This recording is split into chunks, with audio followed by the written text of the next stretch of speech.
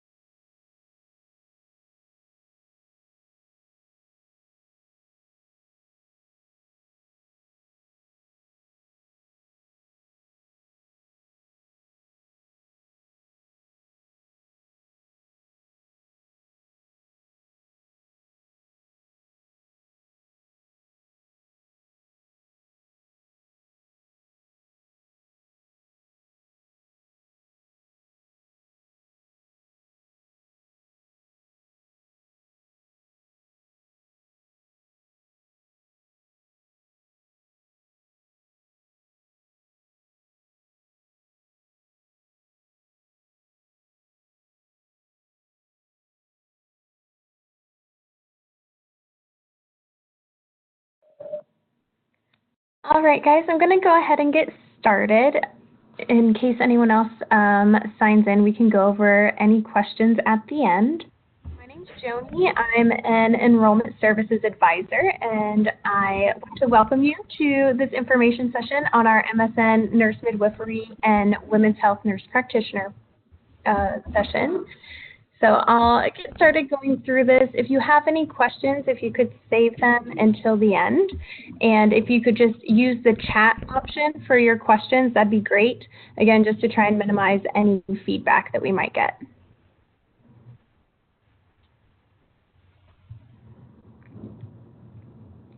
So I just wanted to show you the vision, mission, and core values of the College of Nursing.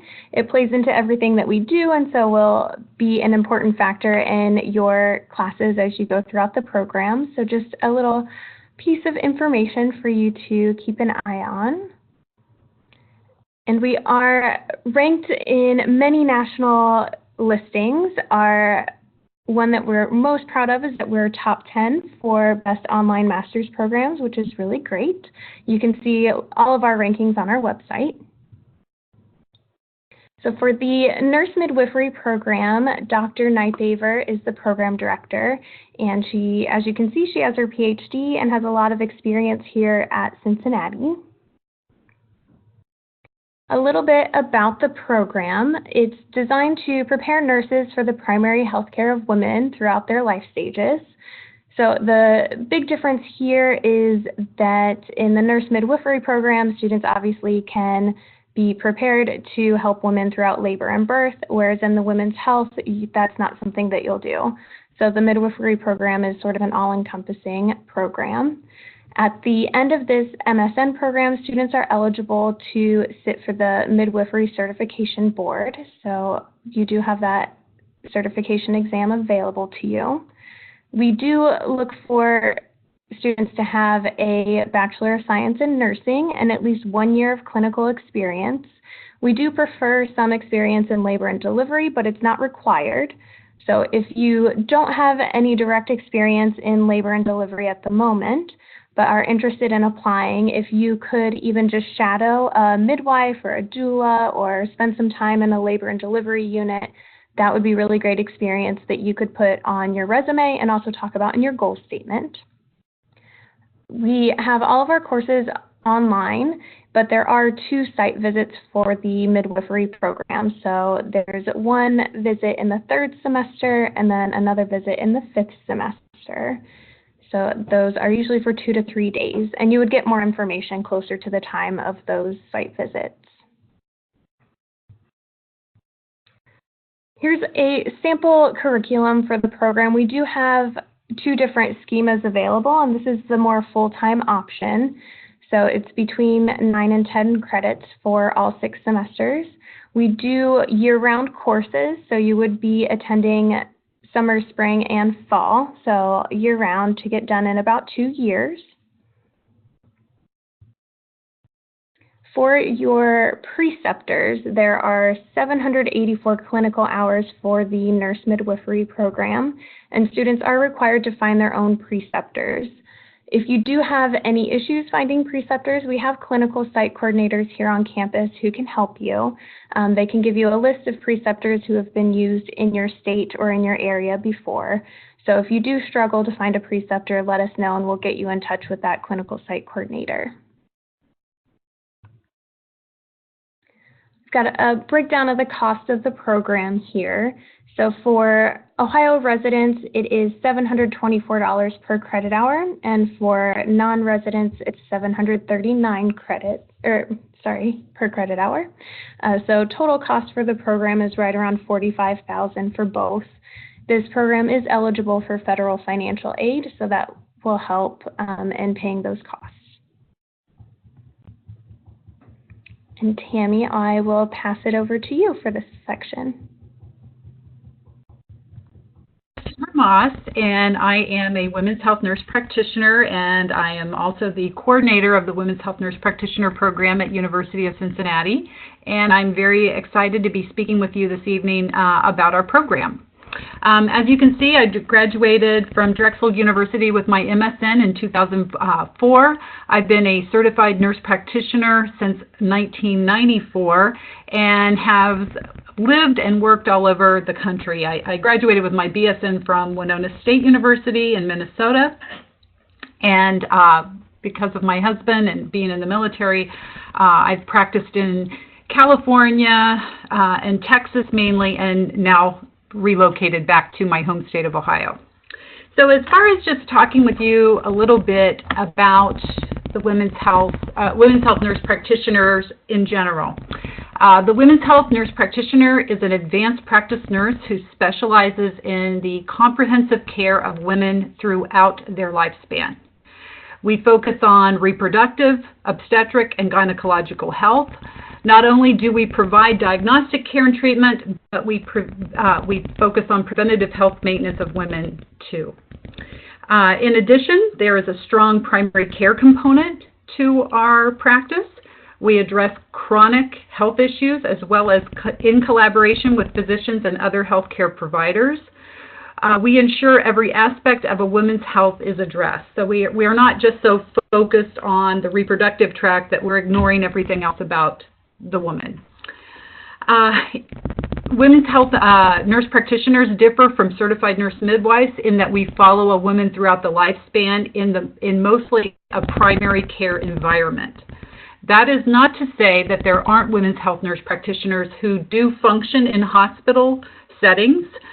Usually it is before the onset of labor. Once labor has been diagnosed, then we turn that care over to the nurse midwife for management of labor and delivery. And then we can pick up care again at the after the postpartum period. Depending on the state in which you practice, oversight by physicians may or may not be required. Women's health nurse practitioners differ from physicians in that our patient care approach is more integrated. Being nurses, we assess not only the patient's needs from the physical standpoint, but we focus on their spiritual, psychical, and environmental needs as well. The women's health nurse practitioner is a highly skilled clinician. Therefore, we spend time with our patients and their families, educating them about disease processes, treatments, healthcare prevention, as well as diagnosing their acute health issues. After you complete the University of Cincinnati's Women's Health Nurse Practitioner Program, you would be eligible to take the certification exam through the National Certification Corporation. That corporation is also fondly referred to as the NCC, and it is the certifying body for women's health nurse practitioners. Our program has graduated numerous women's health nurse practitioners that live all over the country and even outside the country in some military settings and other settings across the world. We have an overall pass rate for the NCC exam of 94%. And when we look at students that take the exam within the first year of graduation, our pass rate is more around the 98% mark. We don't require any on-site visits for the program. Our classes are 100% online, and the program requires 672 clinical hours, and students do find their own preceptors to facilitate those clinical hours. However, if a student does have difficulty, we do have clinical coordinators who can assist you with giving you names of individuals that have precepted our students in the past. I think that is about it on my end. Is there anything else, Joni, you wanted me to cover? No, Tammy, I think for now that's good. We'll maybe just wait and see if there are any questions at the end. Okay. All right, so I will go into now, we've got the cost of the program here for women's health. It's the same per credit hour as nurse midwifery, so you get a good idea of the breakdown by semester. And there are fewer credit hours in the women's health, so that's why it's slightly less than the nurse midwifery program. So for the admission and application requirements, it's the same for both programs. So for both, we look for a BSN from both a regionally and nursing accredited institution with a GPA of at least 3.0. We also need within that an undergraduate statistics class with a grade of C or better. And as I mentioned previously, we need 1 year clinical experience. And for the nurse midwifery, we do look for some experience in labor and delivery, but it's not required. You'll also need to have a current unrestricted nursing license. And for the application, the documents that you would need to provide would be your professional resume, a goal statement, which we suggest between 500 and 700 words. This isn't an exact requirement. It can definitely be longer than 700 words. If it's less than 500, it usually doesn't quite cover what we need for it to cover. You really want to talk about, why you're passionate about this particular MSN program, why you want to be a nurse midwife, why you want to be a women's health NP, your skills that will make you succeed in the program and after you complete. So focus on those things. It's really your chance to sell yourself. We also need official transcripts from all previous college institutions. So even if it was not nursing related, we need transcripts from every institution that you attended. And there's full coursework entry required on the application, which we can talk about a little later if anyone has questions. And then finally, we need a minimum of 3, maximum of 6 letters of recommendation. And we do look for at least one of those to be from a current supervisor, if at all possible. The other 2 can be from, anyone that can speak to your skills as a nurse, your work ethic, why you would be a good fit for the program, why you would be a successful nurse midwife or women's health NP. So those are kind of the characteristics you'll want to look for when you're asking for those letters of recommendation. And then there's a $70 nursing CAS application fee and a secondary UC application fee of $65. So once you make it through that process and your application is considered, if you receive an offer, there will be a $300 matriculation fee, which will confirm your place on the program, and that does count towards your tuition in your first semester. So it's going towards that fee. For the application process itself, we use a third-party system. So we use Nursing CAS. It's a centralized application service. So the documents that I spoke about on the previous slide with your resume, your goal statement, transcripts, all of that will be submitted through Nursing CAS itself. You don't want to send any transcripts to us here at UC. So once you start that application, you can work on it in pieces, and you're able to submit and pay the $70 application fee before we've received all of your transcripts and letters of recommendation. The full coursework entry just means that you'll have to enter every course from your transcript that you completed. So even though you're submitting your transcripts, we still need you to enter each class that you completed as well as the grade that you received for that. And there is an option to pay Nursing CAS to do that for you if you'd like. Before moving on to the UC application step, you do have to get to verified in Nursing CAS, which we in recruitment, and all of you will have an Enrollment Services Advisor that will work with you throughout this process. And we'll keep you updated as your application moves along. If we notice anything that's missing, we'll contact you and let you know. And if you have any questions, we're here to help. So as you go through that application, don't hesitate to get in touch with us. So once you get to verified, we would then let you know it's time to pay the $65 UC application fee. There's no additional documents that you need to complete for the UC application. It's just paying that fee. And once you have done that, your application will be submitted for review, and you usually receive a decision in about 1 to 3 weeks. Financial aid for both the MSN Nurse Midwifery and Women's Health Nurse Practitioner Program, both are eligible for federal financial aid, so you could fill out a FAFSA. For graduate students, there's only federal loans available. There aren't any grants, but you can definitely take a look at that for assistance in paying for the program. If you're eligible for military benefits, you'll definitely want to talk to your regional VA representative, and we also have contacts here on campus. And there are payment plans available as well through the bursar's office. It's usually split up to 3 equal payments throughout the semester, so 3 monthly payments. And just as a note for some state regulations, there are a few states that we're not able to accept applicants from. So those are Louisiana, Massachusetts, New York, Oregon, Arizona, and Tennessee. So I've got our contact information here in case you have any questions. If you have any questions right now, if you could type them into the chat so that we can get those answered. And if not, I've got a few questions that we get often in speaking to students. So Tammy, I might have a few for you if no one else does, just so we can get the information out there. Could I just say one thing, Joni? Yeah.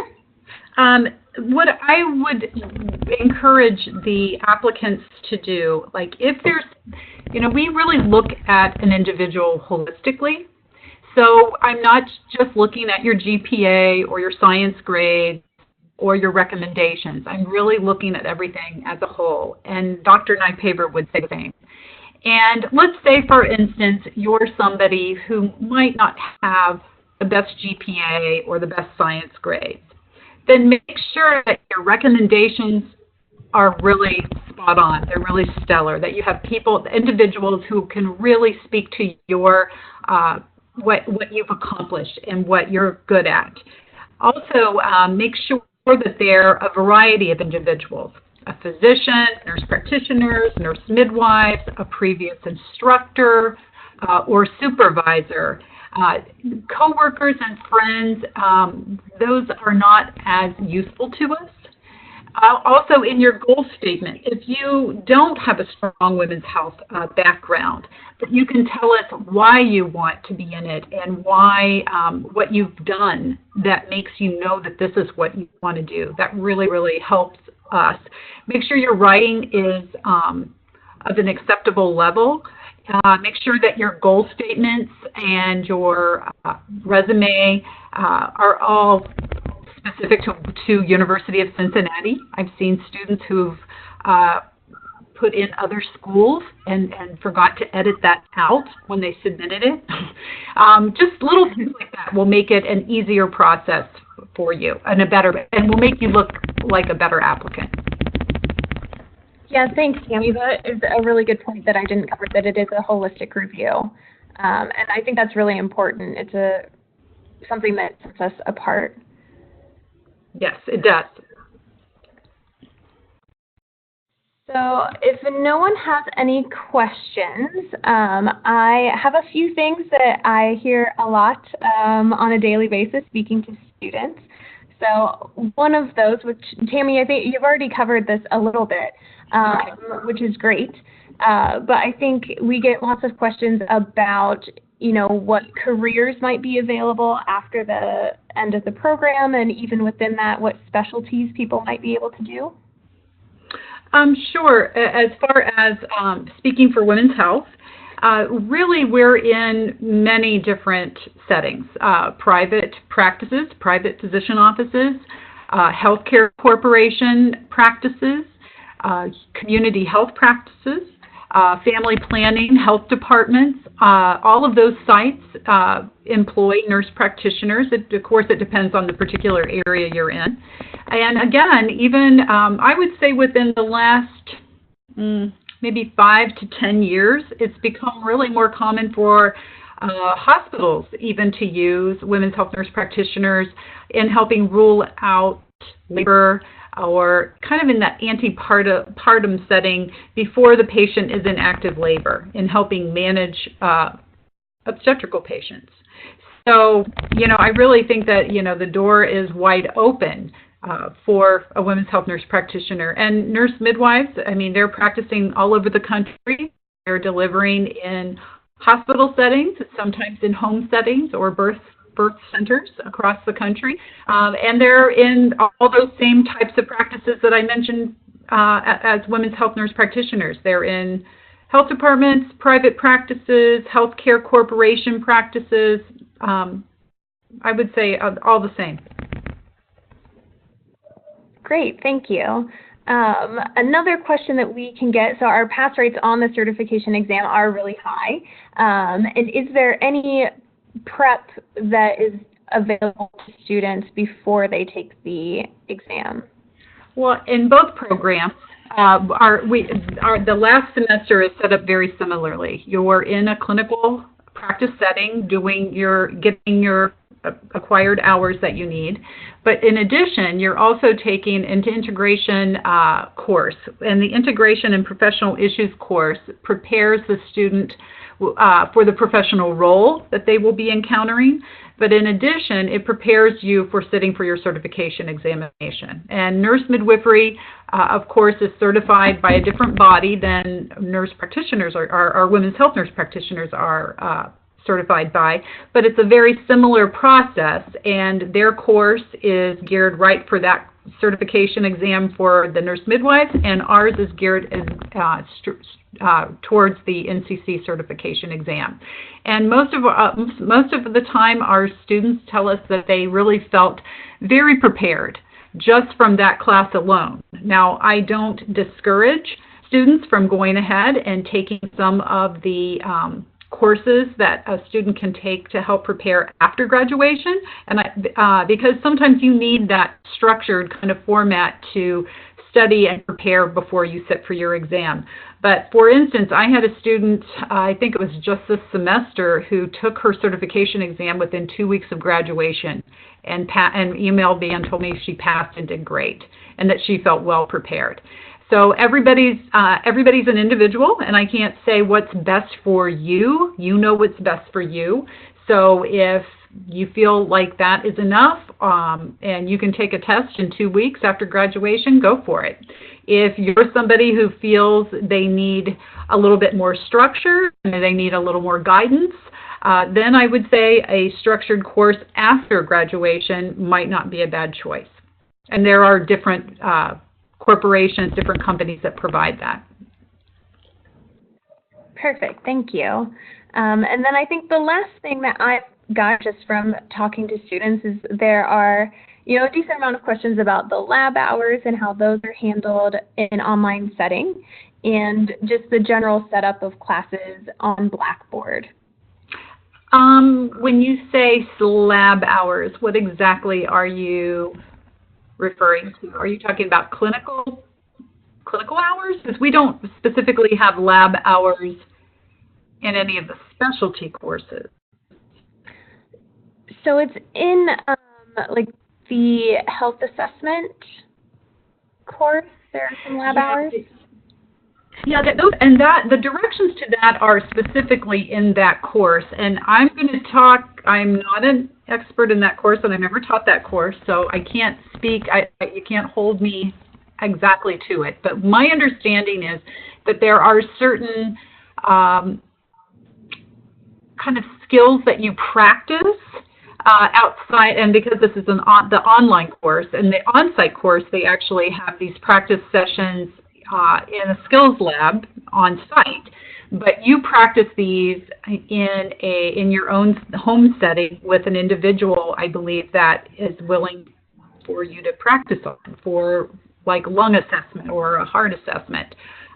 Is that kind of what you're referring to, Johnny? Yes, yeah, okay. And those are actually the exact examples that I use. So that's great. And then, just any insight into the structure of the classes on Blackboard. I know it varies by class and by instructor. Mm-hmm. Yes.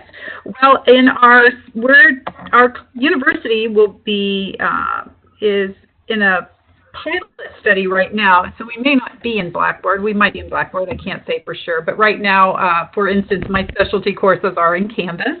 And those are just Blackboard or Canvas, whatever the term, whatever the corporation. Those are what are called learning management systems. And basically what they do is they provide the format that we deliver the online courses in. They're a delivery system. So there are, usually the semester is broken down into modules. I usually break my courses down into 2-week modules. So there's 7 for a semester. Some people break theirs down into weekly modules. I'm actually a student as well in the doctoral program, and for myself, I find that weekly modules seem overwhelming to me. I don't know why, because you do the same amount of work in a weekly module as you do in 7 two-week modules, but for some reason, I feel less overwhelmed when I see 7 modules, and I feel like I have a little bit more control over how I devote my time in 2 weeks rather than in a week, because I don't feel like I have as many days to kind of play with. So it just depends on your particular faculty member, that it will either be in weekly modules or bi-weekly modules, and the information is delivered. And usually there's reading assignments, there may be worksheets, there may be some group work, there could be quizzes, depending on the type of class it is, papers, discussions, possibly some library assignments where you're going in and researching and finding out, clinically, where do you get this, where do you get that, the most current practice kinds of information. Does that help? Yes, that's very helpful. Thank you. If anyone has any other questions, if you could type them into the chat, you should be able to just respond to the message that I sent. Otherwise, thank you very much for coming. We'll have this information available for you. And any questions, again, you've got our contact information here. Don't hesitate to either give us a call, send us an email. We're happy to help you through the process. Thank you.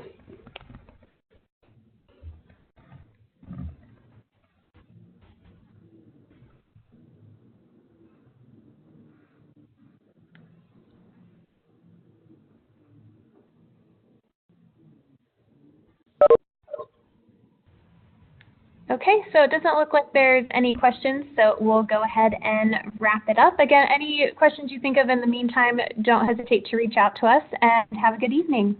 Thank you.